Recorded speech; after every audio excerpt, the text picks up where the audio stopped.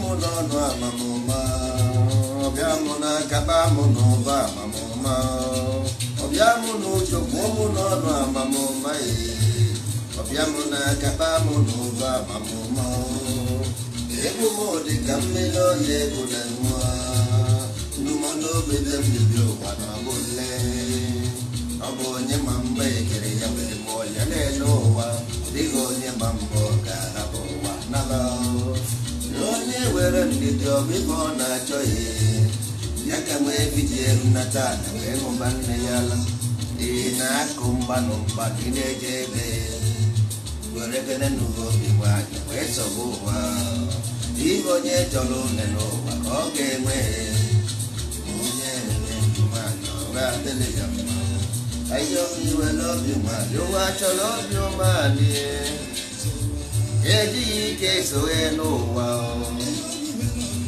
ụwa chọrọ obi ụmụanị ejighị ike sowe n'ụwa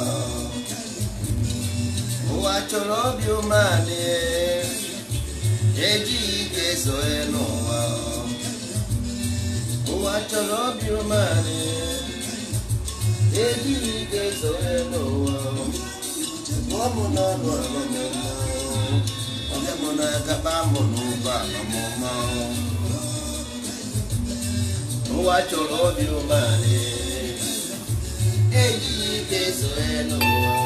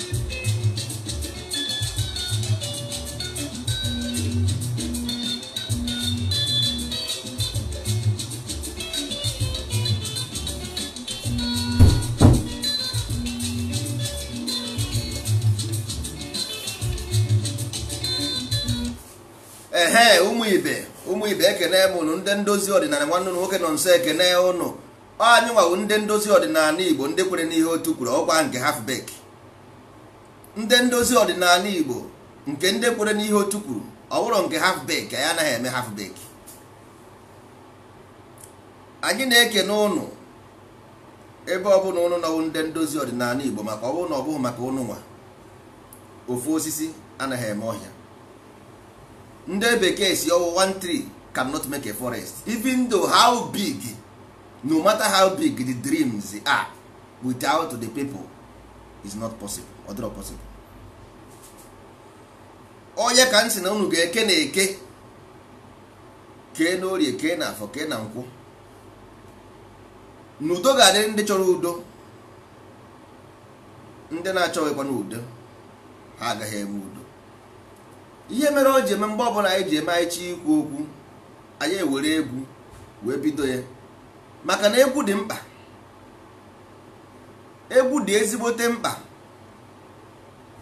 ọnya ka anyị ji eme anyị chọọ ime anyị ewere egwu wee bido ka anyị wee zie ndị mmadụ ozi site n'egwu ahụ akpọrọ maka na egwu na-aga n'ime mmụọ maka na egwu bụ ihe mmụọ onye ka o ji aga na mmụọ mgbe mbụ mgbe ndị ochie maka na ochie na ichie gbakọrọ ọnụ. Enweghị religion, ihe nwere bụ ilu, which is a na-akpọ tata mythology, ifo, which ihe a na-akpọ allegory, iwu ala, nsọ ala na ntọala. Ntụkwa ịtụgharị to change the method, ka asị gị tụgharịa ya. Nọmba 3 aha gị chenjie ya. Ọ ihe nwere mgbe ndị gboo.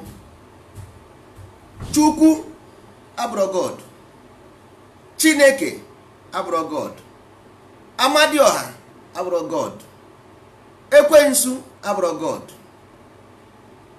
Ọwụ na Google bụrụ ndị be anyị. Ka onye dere Google ahụ na Google ọ na-eme ha anyị na-agba na Google. Kedu onye dere Google? Before you can go to Google, you must first control your mind so that Google will not deceive you. So ị na-agazi na Google, ị na-aga there for some purpose. Ọ bụrụ ịgacha absolute, there is no absolute in anywhere, even Google said no absolute. So kedu ihe ị na-eje na Google achọ absolute? All ndị dere Google dere Bible, kwụnụma. The same person dere Google, ọ ha dere Bible, ha dere Quran, ha dere Torah. So ka ị ga-esi na ha ga-eje na Google gwa gị opposite of ihe dị na Bible? Do you think so? I chere so? Ọ ihe i chere na anyị ga-eme ije na Google ị nweta a different thing apart from ihe dị na Bible ma ihe dị na Quran ma ihe dị na Torah? Mba, ọ bụrụ otu ahụ ka esi eme. So ọ bụrụ na ị chọọ ịma ihe bụ Amadioha, ijebe na Google ka Amadioha gwa gị. Emene mistake. Ị chọọ ịma ihe bụ Chukwu, ijebe na Google. Ịchọ ịma ihe bụ Ekwensu, ije na Google. Ịchọ ịma Chineke, ije na Google. Ịchọ ịma ihe bụ agbara ma ala, ije na Google. Most of our people now know to upload na Google. Ịma na Google is like all marketplace. Onye ọbụla kpọsara ahịa. Onye ọbụla kpọsara ahịa.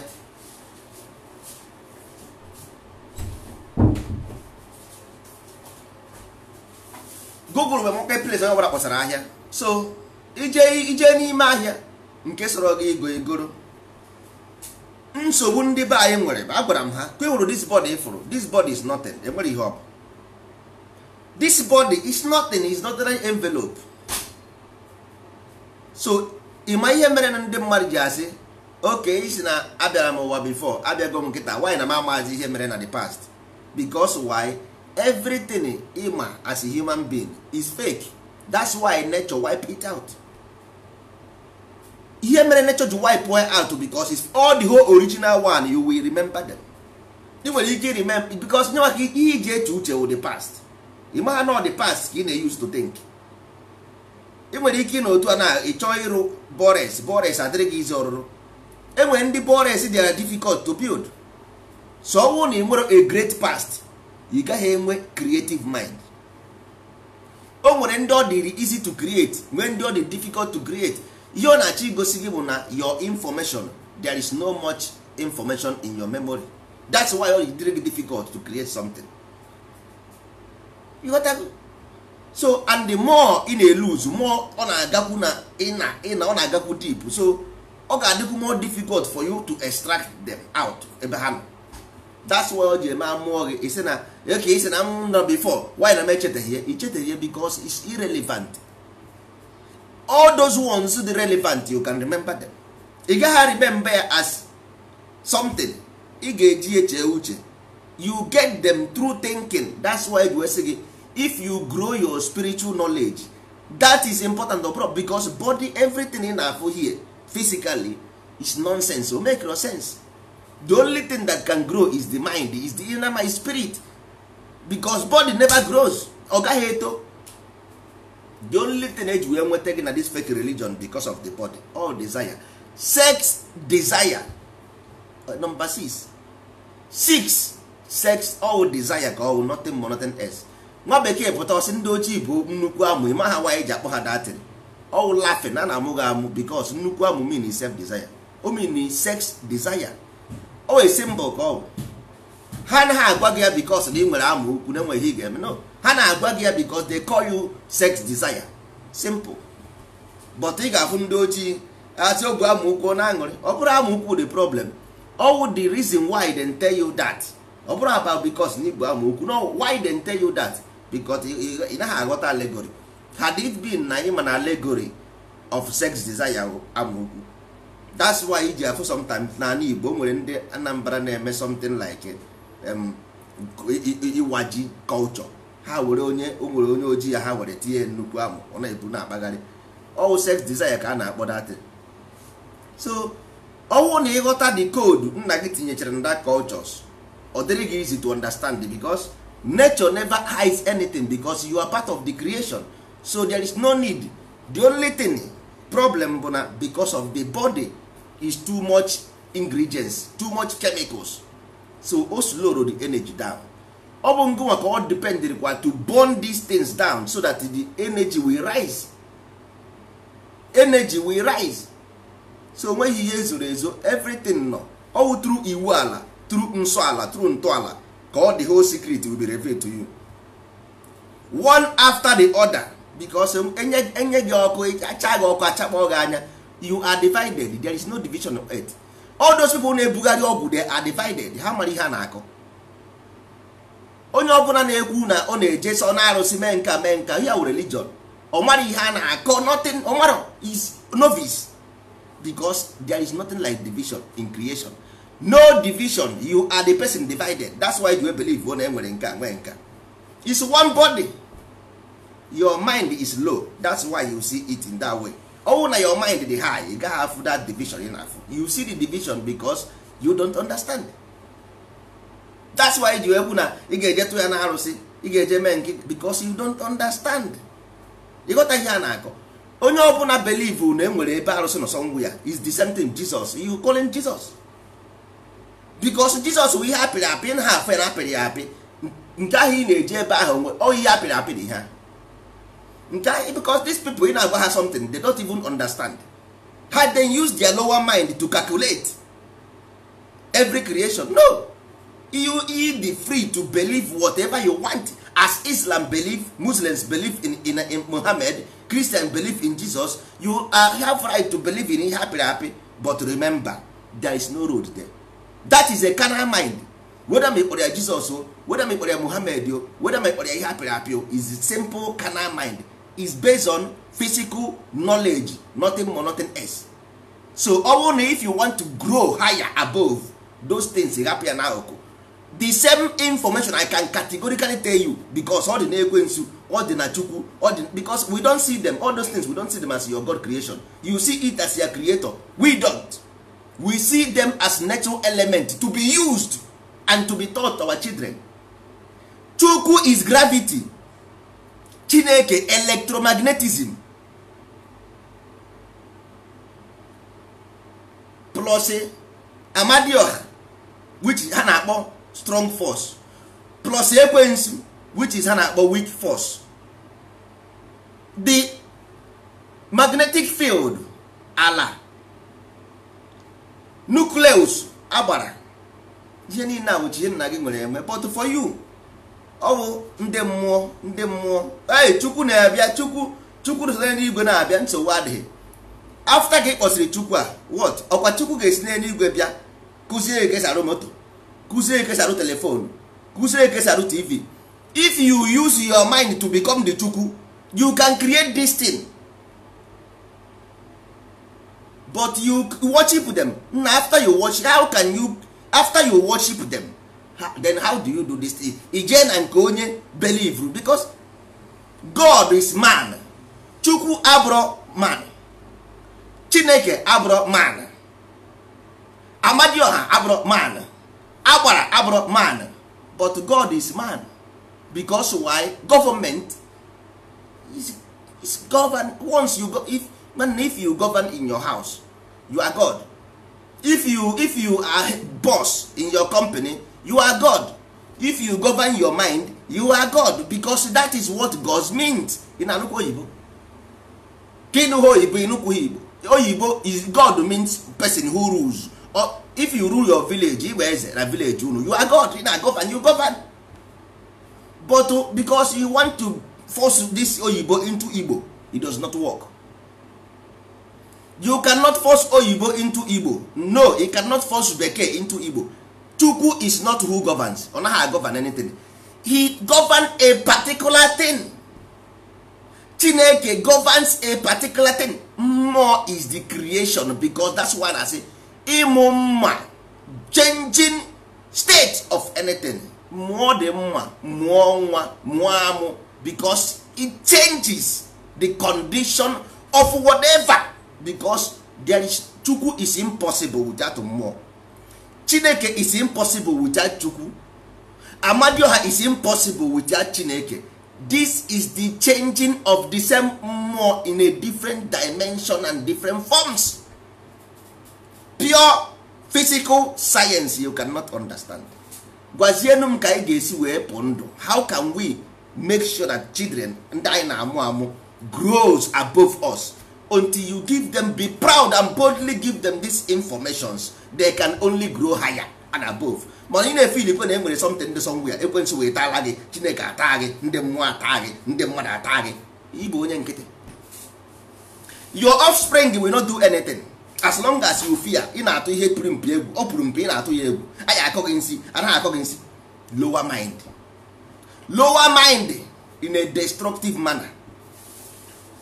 Nwanne ekwuzi na datin. Onye kwurukwe ndozi ọdịnala Igbo, nwa kwuo okwu arụsị ma ọgwụ, nwanne iru ya nsama ụra, because all that person bụ the problem in your own culture. This ndị a na-ekwu maka arụsị, they are the problem. Nwanne telefon iji n'aka isi arụsị na anụkwa ihe ekwentị. Ekwensu na ekwentị bụ ofu isi wave info, is wave light. Arụsị is wave light. Ị na-anụkwa Igbo. It's a wave light. If I like, I use it to bring you down.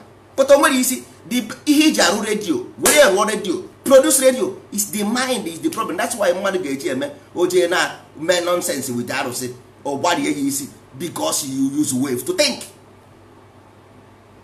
Because your mind is divided. If your mind is one, there is no how ị ga-eje nwe ndị na-eme asị na na-eje egwu ọgwụ ọpụ ara. Yes, it's possible, because your mind is divided. You don't play with soul. That is soul, not spirit. You are playing with the soul because you want to work with soul. You want to fuck with the spirit.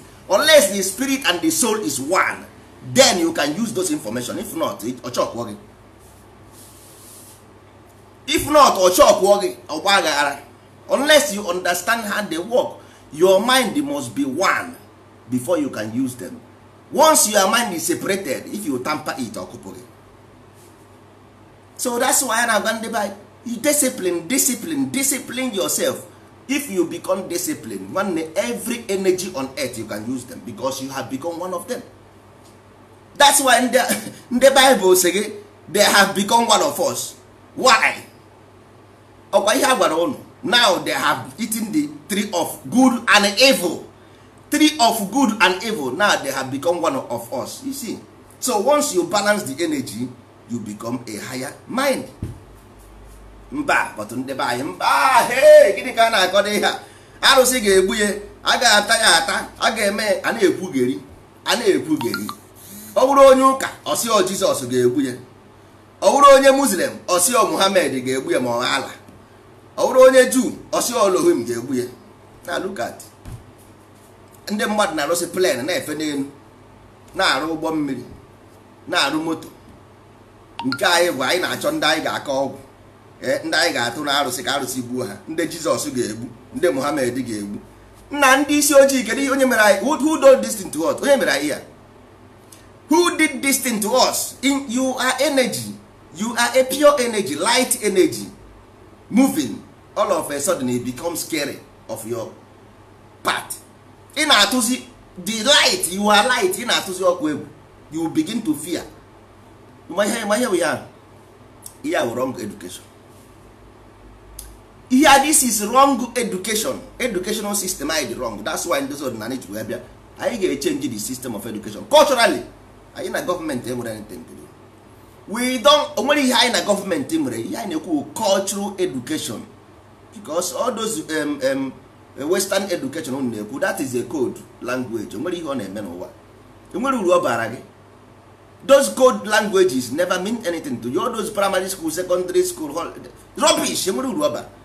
You can only understand those educations if you understand the cultural education. You can understand them.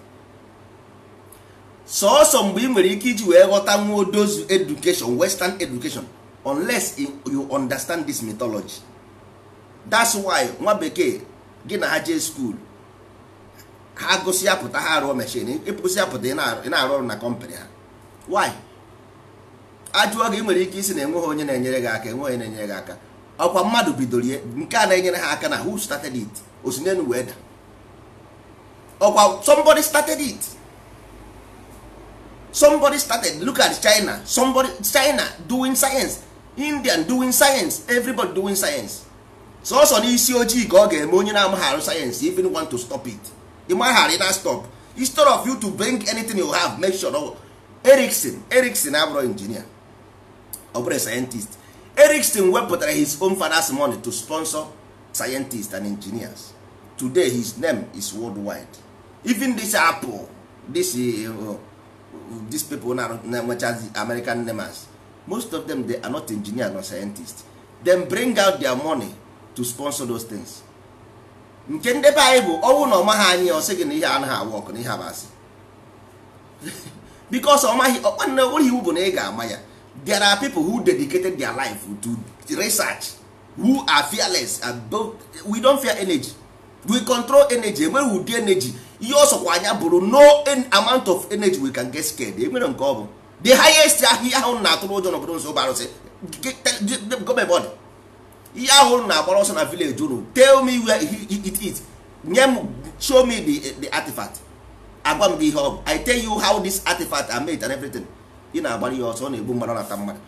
Nke dị ọwụ ndụ. Nke dị ọwụ ndụ. Ọnụkwa mma na mmadụ nwụrụ anwụ jebe tụrụ ha jebe. A na-agba ọsọ. A ga-egbu a ga-ata ata. Nwanne ihe ha anaghị egbu mmadụ. Ọ dị ka ebe ị gara na lab. Ị gara na lab na university. Ị gaa na lab ịfụcha ebe nwere organs, living organs, organism. Ị chụbara ya aja febe ya ka Chukwu. That is what you do. Nna gị debere gị those artifacts for education, for you to study them, because nna gị mana ha ga-anwụ anwụ. They know they will die, and if they die, they give birth to you. Amụọ na gị. So they will give you these things so that you can study them. If you study them, then you know them. If you don't study them, begin to worship them, how do you pass the information to the one is coming after you? Kedu ihe ị ga-agwa ụmụazị ndị mụrụ amụ about this artifact nna gị hapụrụ gị? Kedu ihe ị ga-agwa ha? Ị ga-asị ha na disi obinagụ ogene? Kedu ihe ị ga-agwa ndị bụ unu? Ọ dịsi names of arụsị na village unu gasị okwu na village unu. Kedu ihe ị ga-agwa ụmụazị gị about that? Ị ga-asị ha na ihe ahụ ndị mmụọ, na ihe abụ arụsị, agịghị na-egburi ya ọkụ na-atụrụ ya nzu. Then ka ihe nwa gị nwere ike ịmụta nwụda datin, because the important thing, kedu ihe nwa gị learn? What is your children going to learn from this thing? Not to give it ọjị or nzu maọbụ oji maọbụ ọgọ, because he is not learning anything. He is giving away. Kedu ebe ọ ga-esi weta ọgọ ọ ga-enye arụsị? Kedu ebe ọ ga-esi weta ewu ma ọjị? Kedu ihe ọ ga-eme? O jejere ahịa gbachaa mbọ tasị ahụfụ were ego egote ọgọ banyezie dị mmụọ ata. Ọ ihe filiri o je taksi afụfụ gbasi okpovu na anwụ, o were ego ya egote ọkụkọ nye m ndị mmụọ ka mmụọ taa. Mana ọ bụrụ eziokwu, ọ iberibe, ebughị eziokwu. Datin nọ ebe ahụ. Electromagnetism is two. Electric and magnetism, that is two words. Magnet and electric is two words, is chi and eke. Gravity is two, is two, and uku.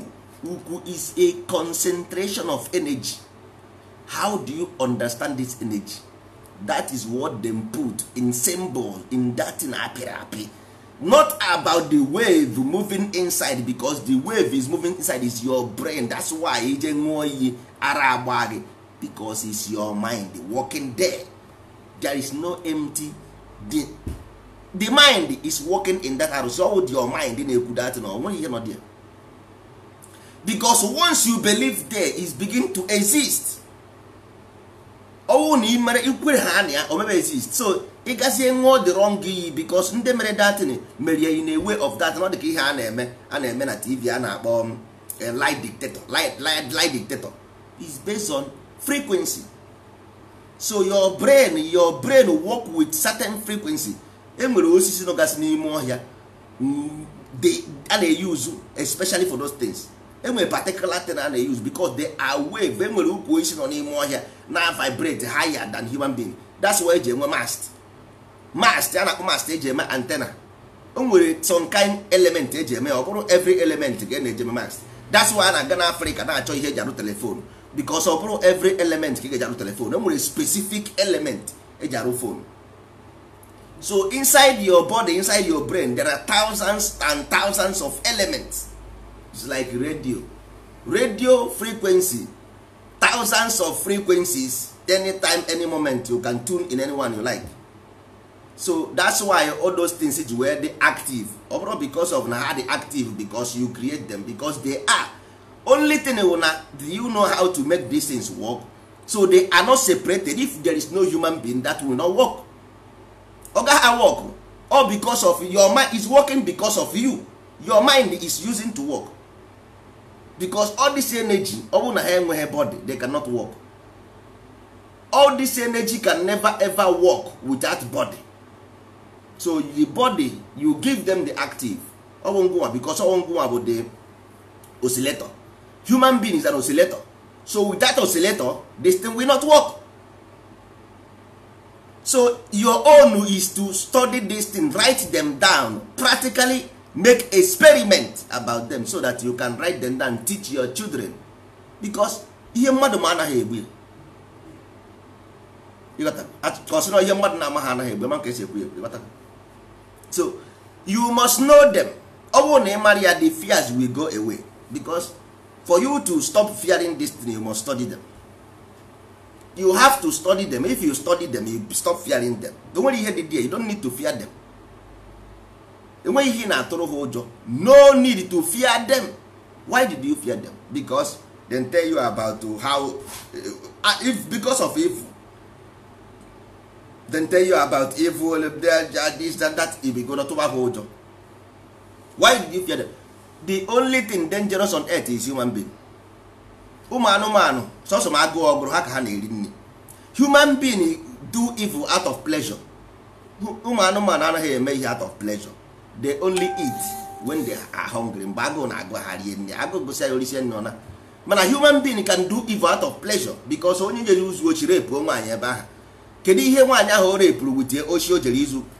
Can you tell me what is the connection between the two? Onye jere oshire epu nwaanyị. Kedu the difference between here with the connection? Onye jere agha, then send you military for war. Iruo na military war, bido rape nwaanyị. What is the connection between raping and this war? So human being do evil out of pleasure, not because of they need it. You got that?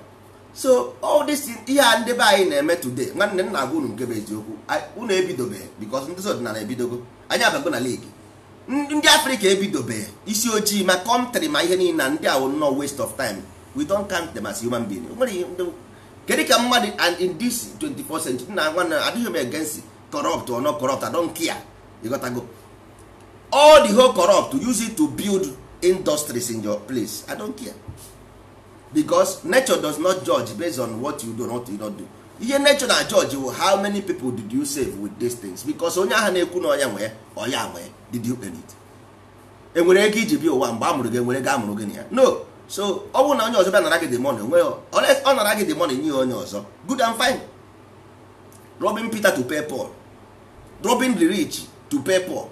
A na-ekwu ya every day by day, but ndị be anyị cannot understand simple allegory. Or it does not matter. Oh, na nwa bekee si na ala bekee bịa na were anị gị, were anị gị nye ndebe ha. Nature will not judge them. Ọkwụnụma, nature agaghị judge ha. But ị nwere ike na-asị na Jizọs ọ na-abịakwa gwa Chukwu ji wee nọdụ ihe a na-eme. Ihe nna agbara ụnụ bụ ama. Ana m ekpughere gị so ka ị dịkwa ready for tomorrow. I'm just warning you for you to be ready for tomorrow. Onwe ihe ga-eme ha. Ịghọta? So ọ bụ ngụ maka ọ dịara ịdị ready for tomorrow because ịma na religion bịa mee ụnụ anaghị echezi uche.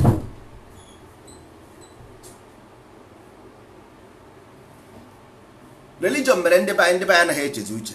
So ihe ọ bụla bụcha evil ma good ma bad ma all those things nwanne ije na Amerịka zuo ochi zute ego niile aha bịa n'ala Igbo mee invest, ọ ga-justify ya as long as na i were ya nye mmadụ. Mana ọ bụrụ na i were ya eje mee ka ọgbakọ eri o were ege na ihe naanị ọgba ụtụ, ebe ahụ ka nature ga-atasị ya gị ahụfụ, ọ tasị ya gị ahụfụ i were eze kpee ekpere.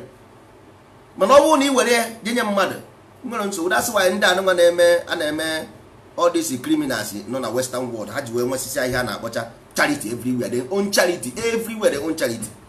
Ha zụsi osi gbasịa ama ha eje were nye charity, were 10% or 20% nye charity. Why? Because this thing na go no truth, because you have been miseducated. Egwuregwu wayo, emere gị chandum, emere gị pọpị, emere gị pọpị. Ọwụ na ịdị ready akwa ihwere ebe ahụ ị nọ at land today. Ọwụ na ị chọrọ ya ụmụ gị nwere ihe, ebe ahụ ị na-eje ụzọ adịrị, ebe ahụ ị na-eje ụzọ adịrị. Ihe ị need will cultivate your own mind, cultivate your own and your own children. I tell you, onwe ihe ga-eme ka your children lose a piece of their place. Never. Because your children should know that na human being will ihe ọjọọ ka ha bụ. Na first of all, ọ ga-ebugodo ụzọ ka ihe nwere ike bring human being down from far distance. Onye chọwa datin, ekpere cannot bring human being down from far distance. Ọkwa unu ma, there is only one thing that can ihe ofu ihe sisi ofu ihe nwere ike bring somebody down from far distance, and onye ka every country of na the great n'ụwa nwere. Onye nwe mere ị ga-eji adị super power. Only one thing. Onwe onye ga-akwụsị nwugo. Mana first of all, ọgwụkwa ha because nke a na sọsọ ndị na-achọ ka ndozi ọdịnala agara n'ihu taa ụkwa ndị Igbo, ọ bụrụ ndị Igbo, ọ bụrụ ndị Hausa, ọ bụrụ ndị ọcha. Ọgwụkwa ka ebele ga-eje eje ọma ahịa, ọgwụkwa ka ebele ga-eje eje ọma ahịa. Ndị aka gị na ha ga-eso wee ụdị mmadụ inidi ha n'obodo unu. That's why ka ịhụ na western world inwe ahụ afọ ọgwụ up. Ndị America onwe ha na-akpọ snitch. America snitch will highest crime you can ever commit. Judge onye ọbụla na America ịnọdụ na hood wuo ime snitch ahangị ya ga-ahangị ya. Ndị Africa amabeghị that kind of thing. This kind thing erubeghị Africa because Africa ama ha na n'owe oke nọ n'ụlọ gọrọ oke dị na manazụ na nga. Only Africa agabeghị n'ihu because of snitch. Africa anaghị aga ọfụma because of snitch. That's why nna nwanne, so snitch need ahangị because the snitch bring down empire. Africa ga-emenye na mmadụ so okwu osi asị against the person. Ọ chọghị ekwe ma the consequence of that asị ahụ osi ya.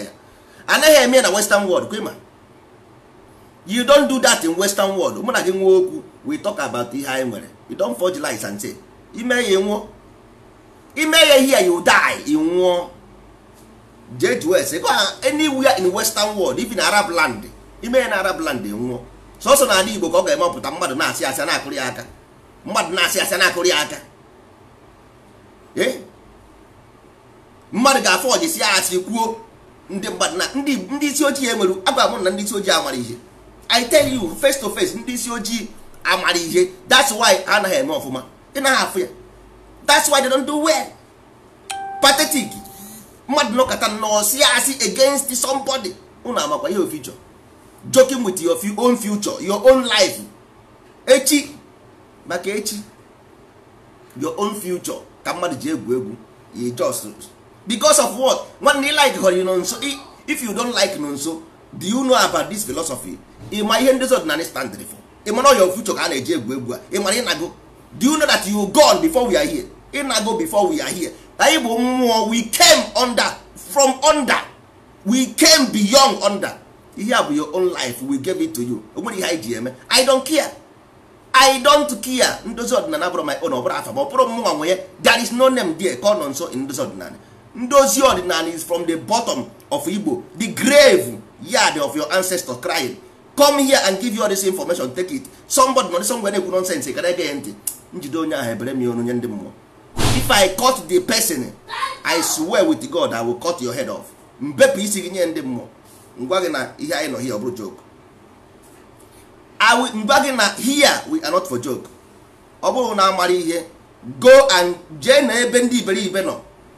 ask yourself, why are you here? Why do you suffer? They are pitying you. Next time if the moon not again. You go inside the belly, bring your children here, you abandon them. leave your children without anything, nothing. Ị mụrụ 10 children, nothing.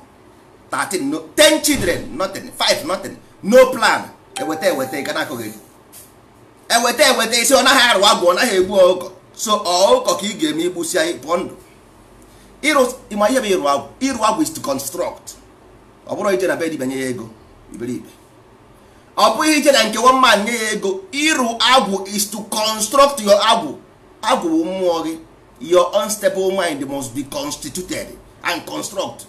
This is a secret hidden information by your ancestors.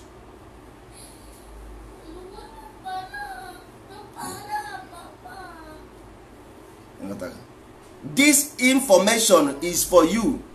Constitute the unstable mind a na-akpọ agwụ. Agwụ, onye agwụ na-akpa, onye na-emegheri. Build your block, build your house. Your house is the temple, is your body, is your mind, build it. Somebody apụtasị gị jee were ego nyewa mma na ogbuoro gị ọkụkọ. That is ịrụ na agwụ. What can make sense here? Think about these two things. Constitute and construct your mind. Ọga na nke one man nye ya ego ogbuoro gị ọkụkọ, ihe na-ebe na na-ebekwe. Kedu ihe make sense? If you don't have sense, think. Igwe hụ uche, chee uche. Ịchọ ka enye gị uche enye bịa ama gị ọra ihe amakwa gị ebe uche ga-apụta. Amapụ gị asaa n'anya. Kedu ihe na-ezuzu ndị be anyị? What is wrong with you? Kedu ihe na-eme ụnụ? Ije otu nnọọ iburu ego ịganyewa mma nnọbe ya. Isi iru onechi. Gịnị ihe ya bụ irochi? Irochi is the bring that your God outside, bring it inside. That your force you use to make nonsense, bring it inside. This is about mind. What about giving buru ite o ya apị butere ya dosa na code nonsense ya. Ihe apị dosa na ya adịghị si na ihe a butere echi gị. Na look at it, ụdị iberibe ya. This 24th century gị ka na code nonsense ya. I butere something dosa na ya adị elogo m chimu, elogo m agwụ m. Hi! Woe betide you. Ebere m emegburu ndị isi ojii. Ebere m na-emere ndị isi ojii. Kedu ka mmadụ ga-esi we nna ọhịa ka ị ga-agwa ụmụazị gị? Ọhịa ka ụmụ gị ga-eja challenge this technological moment. Ọhịa ka ụmụazị gị ga-eja challenge this dangerous world of today. Ụmụazị China na-arụ helicopter for handwork. Europeans, ụmụazị Europeans, mathematics, everywhere, science and technology. Ị ka na-asị ụmụazị gị ma ologochi ma ọrụ ga-agwụ. Na ikwuri eruo m nso gị hụrụ aka a na-ekwu about how do we go. Nwanne anyị ebidobeghị ọkụ ifuru ụmụ anyị onye ọbụla nwa ya toro na ndozi ọdịnala ọ bụrụ na ọ nwetaghị ọ ga-repeat the whole class. Ọ bụrụ na nwa ahụ enyeghị gị ọ ga-repeat the class because why?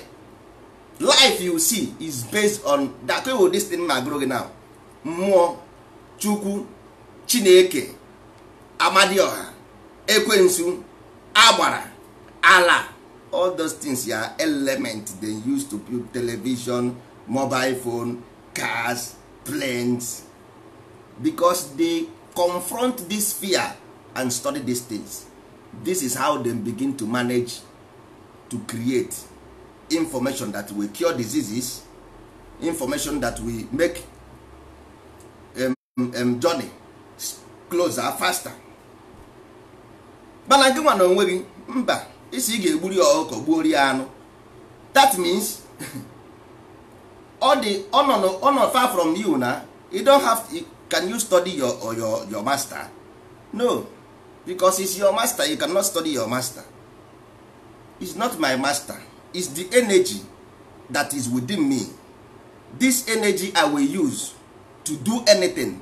So I have to study energy. For me to use the energy, I must study it. Aga m agụ ya wee mara ya. Mana nke nwa na onwe gị na-egburi ya oke egburi ya ewu, then you are not serious. Nwanne ị gaghị azụ nwa m. You can never train my child. Kedu ihe ị ga-agwa ya? You will fool them and deceive them. That is deceit. Nwanne, there is road here. That is two roads here. Ebe soro gị, you see. Isi ebe akara gị mma, udo isi ebe akara gị mma udo, mana ihe mma bụ ezie m ozi zie eze, ezie m asị mbute ebute asị m mba. I can never, the truth is open, there is nothing hidden under the earth. God is you, Chukwu is not you, is inside you. Chineke is not you, is inside you. Agbara is not you, is inside you. Allah is not you, is inside you. Ekwensu is not you, is inside you. But God is you, because God means ruler, person who governs. Igburu mmadụ, isevuru esevu, imere mpụ, imere arụ, you did it because you are the God that did it. O nwere onye nọ ebe somewhere a na-akpọ God. That thing was created just to have an imagination, just ka i wee nwee ike inwe admire something that you admire, something that you want to be. Onye ji wee create ya, ọ mmadụ create ya. Unu emezina iberibe. Don't fear anything. Kwụba aka gị ọtọ, constitute the mind. So even if you constitute the spirit, ịbịakwa ụwa ọzọ, you will remember who you are. Because ihe mere ịmara onye ibu before una, because all the whole knowledge you nwere fake. Once you die, nature wipe it away. Once you feed yourself with garbage, if you die, the garbage goes away. That is how computer do. If computer is not working fine, or block or freeze, ọ ga-asị gị wipe format ya. So ihe mere go format go. The only thing God n'ime gị, the original one, which is the pure spirit, ya mere mgbe amụọ gị ị na-adị plain and simple.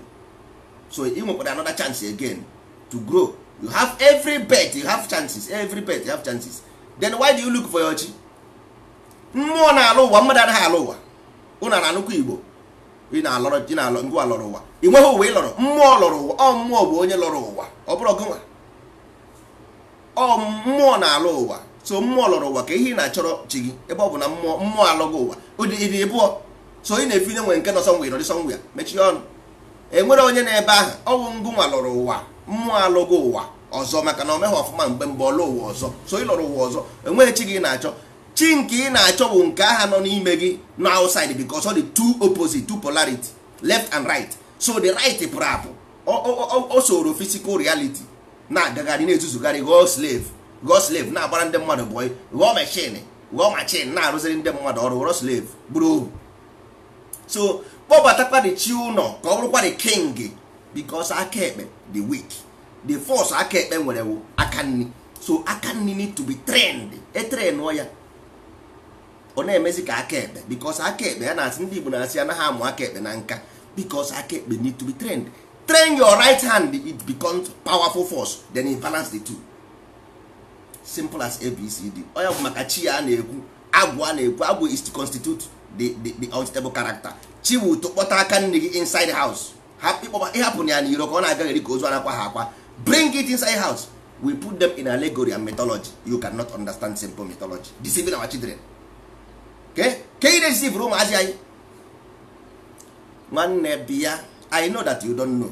Come here, we lecture you, we teach you. All those agbara ị na-ebugharị ma arụsị ị na-akpọ, anyị mana onwe anyị mana ọ bụghị arụsị na artifact. Come, we lecture you. If you have the information, we tell you how these things work. Even we not tell you, ị ga-eji emebiere mmadụ ihe. Ị ga-ebugodo ụzọ, discipline yourself. If you grow your mind first above the element, n'enu igwe, then you can master all those information. Then you can use them to produce, create something visible, ga-enye gị ma ego ma ịchọ. Ọ bụrụ ịnọkọta na-asara ndị mmadụ ego, abịa ka eloro ha chi arụrụ ha agwụ, na-edisive ụmụ mmadụ. Nwanne o ji ncha asa arụ gbara onwe ya, ọ dịghị mma. Ọkwa na ụmụnne gị, ọkwa na ha dara iberibe ka iji eme ha destin. Mana ụjọ ndị a na-atụ ụjọ, ọ sịrị ihe anaghị agarị ọfụma, na enwere onye na-eme ya, ọ na-achọgharị osi na nke dibịa nka, ọ pụtara nke dibịa nka, ọsị na pụtara nke dibịa nka. Nwanne, your mind is the problem. Your mind is the problem. Ịma ha ihe na-akpọ mmadụ ịgba ara, ụnụ maka ihe na-agba mmadụ ara. Agaghị m agwa ụnụ tata ihe na-agba mmadụ ara. Enwere ihe na-agba mmadụ ara, ụnụ ọma. there is something that cause madness n'isi mmadụ. Enwere ihe ọ bụ. There is something that cause, o nwere ihe na-agba mmadụ ara n'isi mmadụ. Mana nke ahụ ga-abụ maka okwu mbọsị ọzọ. So mgbe ọ bụla ị na-eche na enwere something na-eme gị na-agbagharị, nwanne, there is something wrong with you.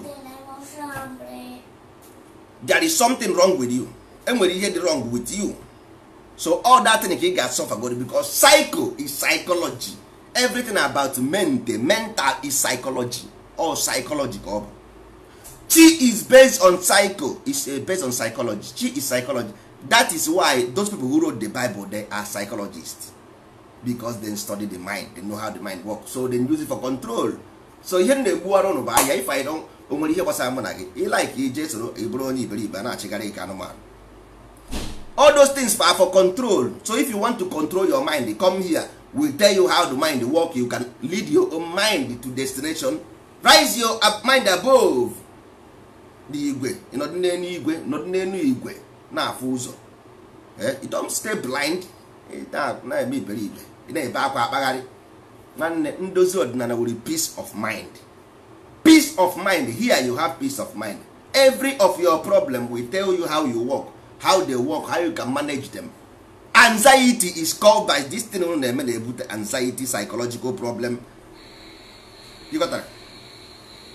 So ụmụnne, ọ ga-adịbakwa na echi ka anyị jee mee ihe ọzọ na ọ ga-aganarị gị anyị. Ka udo dịrị ndị Ndozi Odinala, ọ ga-adịrị ha mmata ma echi ebe ọbụla ndị Ndozi Odinala nọ, as long as you hear this news and take it, ọ dịgoro gị na mma. Ka anyị fụkwa na echi ụmụ